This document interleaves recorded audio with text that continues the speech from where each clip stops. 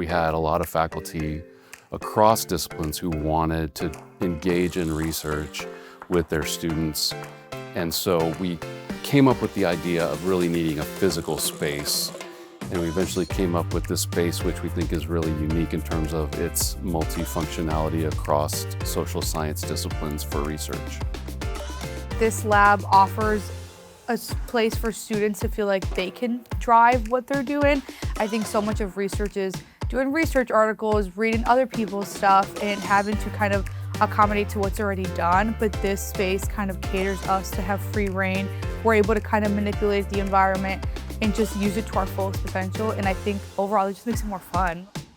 The fundamental addition of this lab is an opportunity to apply what they're learning in the classroom.